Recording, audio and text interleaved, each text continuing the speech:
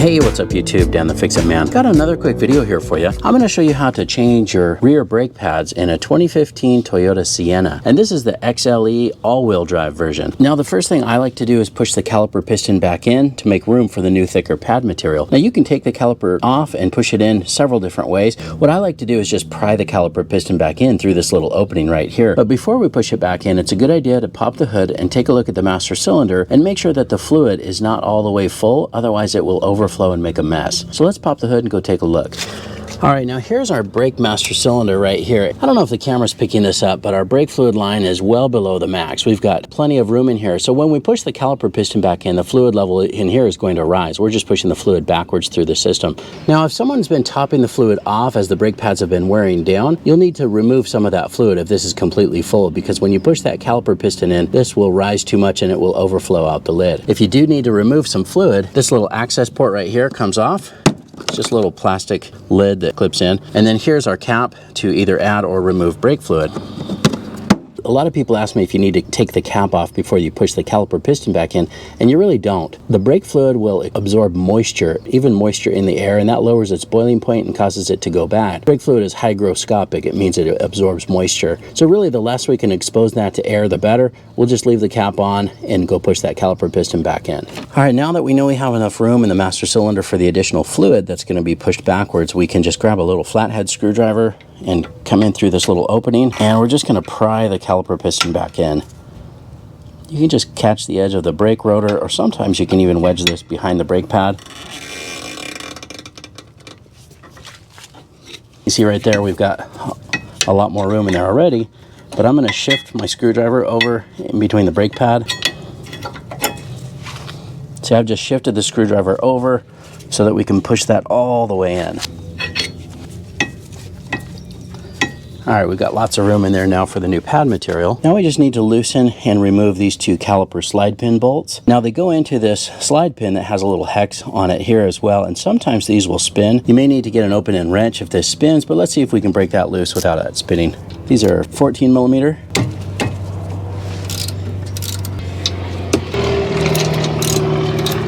I'm just gonna zip these off real quick once we broke them loose.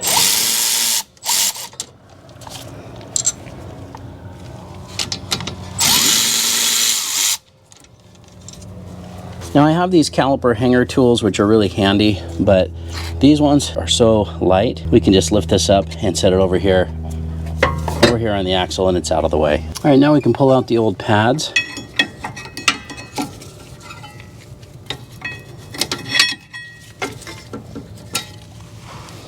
Just take note that the little noisemaker or squealer is on the inside pad on the bottom. Now it's recommended to replace this brake hardware here. These are little abutment clips. Even though we're just changing the pads, it's still recommended to take these off and put in new ones. So we'll just pry them all out.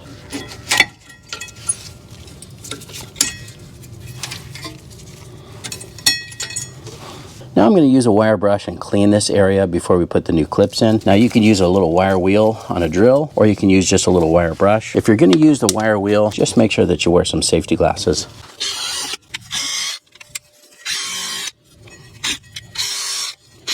Now if you live in an area that's prone to rust, you might want to put a little coating of this little caliper grease underneath where these clips go. That will prevent a little bit of rust buildup.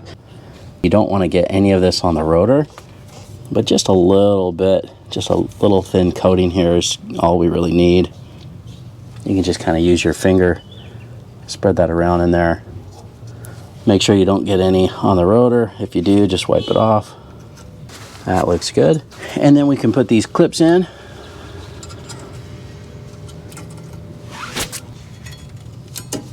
When you push those in, just make sure that they fully seat.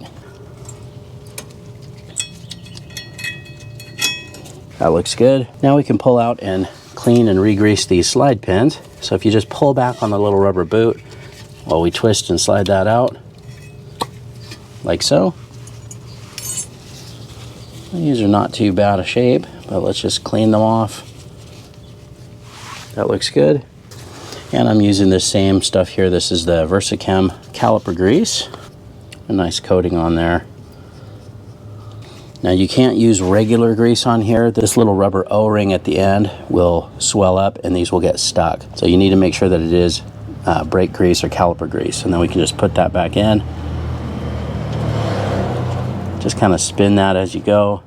And then as you push it in, this little rubber boot will just pop up on there. And then if there's any trapped air in there, so you see when we push that in and it pops back out a little bit, what you need to do is squeeze on the rubber boot while you're pushing in. And essentially that burps out any air.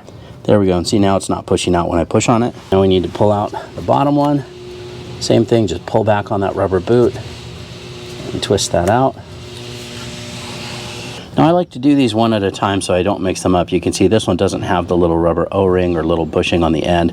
So this one's in the bottom and the one with the rubber bushing was in the top. We'll just clean this off and then we'll just get a nice coating on here.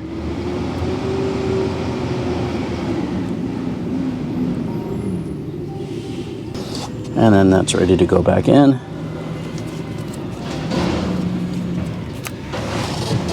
Again, just pull on that boot.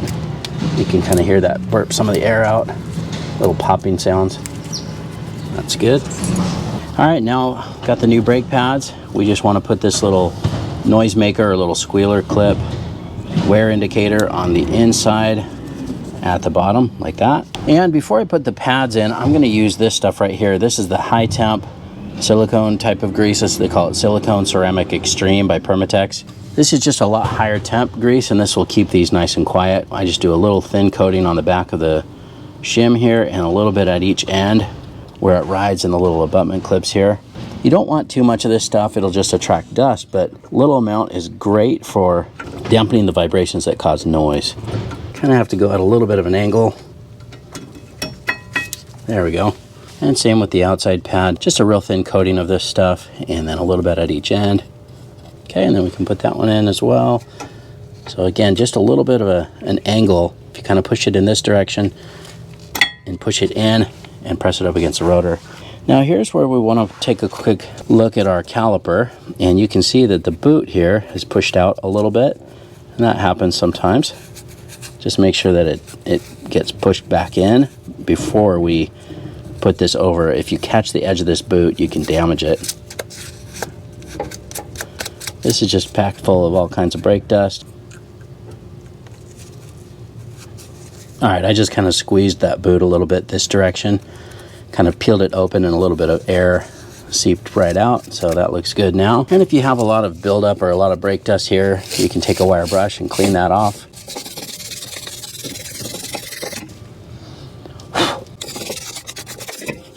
All right, well, this looks good. This is ready to go back on. And then all we need to do is just line that up and carefully place that over the new pads. All right, and then we can put these two bolts back in. Zip those on real quick.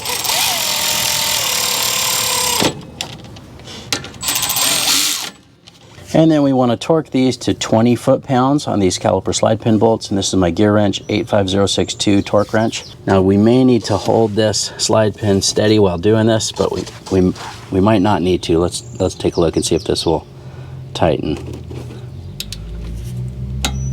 There we go. We didn't need to use the open end on here. And you're done. Now, before you drive off, it's very important that you step on the brake pedal several times, which will push this caliper piston back out, pressing these pads up against the rotor where they need to be. When you do that, it's important that you only step down halfway several times until it feels firm. If you press the pedal all the way to the floor, you can damage the seals in the master cylinder. And remember to double check the brake fluid level in your master cylinder as well. I hope you liked the video. Please give it a thumbs up and subscribe if you don't mind. That does help me out. I'll get a link in the description where you can pick up some of these parts and tools used in the video as well. Thanks so much for watching, and good luck.